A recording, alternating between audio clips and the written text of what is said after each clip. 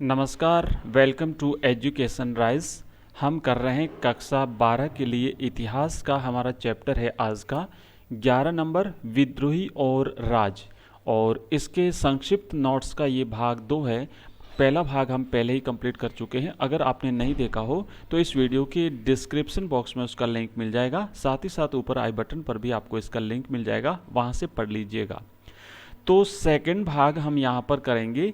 तो सबसे पहले हम यहाँ पर देखेंगे कि जो विद्रोह के प्रमुख केंद्र थे 1857 का आंदोलन और उसके व्याख्यान, विद्रोह के प्रमुख जो केंद्र थे और उसके नेतृत्वकर्ता कौन कौन थे ये देखते हैं। तो दिल्ली में जो नेतृत्व किया था विद्रोह का, मुगल सम्राट बहादुर शाह जफर, ठीक है, ये अंतिम मुगल सम्राट थे। इनको फिर बाद में रंगून भेज दिया गया था अंग्रेजों ने कैदी बना करके। तो दिल्ली में किया था मुगल सम्राट बहादुर शाह जफर ने विद्रोह का नेतृत्व।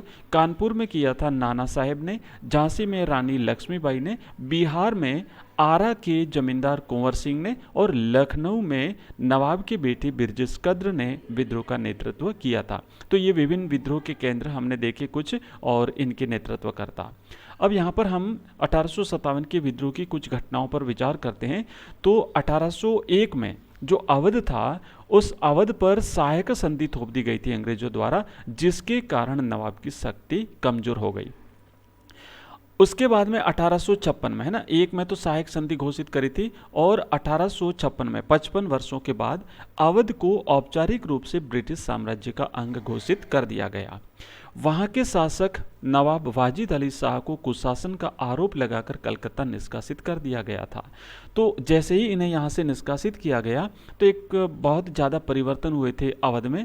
और यहाँ के जो अवध के जो ताल्लुकदार थे, उन ताल्लुकदारों की शक्ति को नष्ट करने के लिए उन्हें ज़मीन से बेदखल किया गया, सेना का वेतन कम कर दिया गया। जो वहाँ के दरबारी थे, संगीतज्ञ थे, उनको भी एक प्रकार से उन्हें अपना आश्रय जो है वो खोना पड़ा था। तो बहुत ज़्यादा परेशानियाँ वहाँ पर उत्पन्न हुई थी। ताल्लुकदारों की सेना और उनके किले नष्ट कर दिए गए। और ये जो जो नवाब थे, इनको जब यहाँ से निष्कासित कर दिया गया तो इनकी शर्तें ये थी कि नवाब अपनी सेना खत्म कर दे, रियासत में अंग्रेज टुकड़ियों की तैनाती की इजाज़त दे और दरबार में मौजूद ब्रिटिश रेजिडेंट की सलाह पर काम करे। ये शर्तें जो है वो लोगों ने, ब्रिटिशर्स ने नवाब पर थोपने का प्रयास किया था। 1856 में एक मुफ्त बंदोबस्त के नाम से ब्रिटिश भू राजस्व व्यवस्था लागू कर दी गई। इसके अंतर्गत ताल्लुकदारों को उनकी जमीनों से बेदखल कर दिया गया। ये जो लगान भू राजस्व इकट्ठा करने की एक व्यवस्था थी, जिसे एक मुफ्त बंदोबस्त नाम दिया गया था। तो इसमें सबसे ज़्यादा जो है वो तकलीफें ताल्लुकदारों को हुई थी। उनकी ज़मीनों को उनको उनकी ज़मीनों से बेदखल किया गया, उनकी शक्ति को नष्ट कर दिया गया, उनकी सेना को नष्ट कर दिया गया। विद्रोही उद्घोषणाएं इस व्यापक डर को व्यक्त करती थी कि अंग्रेज हिंदुओं और मुसलमानों की जाति और धर्म को नष्ट करने पर तुले हैं और वे लोगों को ईसाई बनाना चाहते हैं। ये भावनाएं जो है वो लोगों में व्याप्त होने लगी। इसी डर की वजह से लोग चल रही अफवाहों पर भरोसा करने लगे। अंग्रेजों ने उपद्रव शांत करने के लिए फौजियों की आसानी के लिए कई कानून पारित कर दिए थे और वहाँ पर आम जो ब्रिटिश था उसको भी भारतीयों को सजा देने का अधिकार दे दिया गया था। मई और जून 1857 में समूचे उत्तर भारत में मार्शल लॉ लागू कर दिया गया और विद्रोह के बारे में कई चित्र, पेंसिल से बने रेखांकन, उत्कीर्ण चित्र, पोस्टर, कार्टून और बाजार प्रिंट पर उपलब्ध करा दिए गए।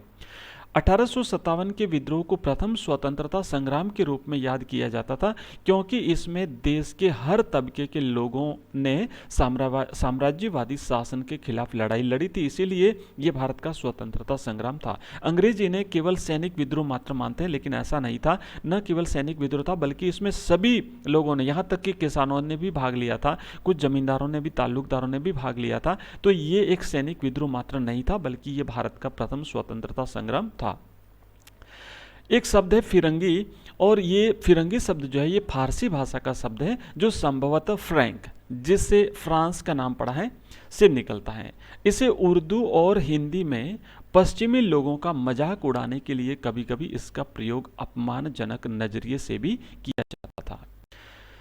रेजिडेंट, अब देखिए रेजिडेंट क्या होते हैं कि जो ब्रिटिश ईस्ट इंडिया कंपनी के काल से ही रेजिडेंट गवर्नर जनरल के प्रतिनिधि को कहा जाता था। ठीक है, जो गवर्नर जनरल का प्रतिनिधि होता था ईस्ट इंडिया कंपनी के काल में, तो उसे रेजिडेंट कहा जाता था। उसे ऐसे राज्य में तैनात किया जाता था जो अंग्रेजों के सीधे शासन के तहत नहीं था। तो जो ईस्ट इंडिया कंपनी का शासनकाल था भारत में 1857 से पहले, तो उस समय जो भारत का जो गवर्नर जनरल होता था वो अपना एक प्रतिनिधि किसी राज्य में, है ना, ऐसे राज्य में जो डायरेक्ट ब्रिटिश सरकार के अधीन नहीं होता था, वहां पर अपना एक प्रतिनिधि नियुक्त करता था और वो जैसी सलाह देता था वहां के राज्य को उसी के आदेश को मानना पड़ता था। तो उस प्रतिनिधि को रेजिडेंट कहते थे। 1857 का विद्रोह कई कारणों से सफल न हो सका, इसके कई कारण थे, परंतु इस विद्रोह के परिणाम 90 वर्ष बाद रंग लाए और भारत को 15 अगस्त 1947 को साम्राज्यवादी सत्ता से मुक्ति मिली।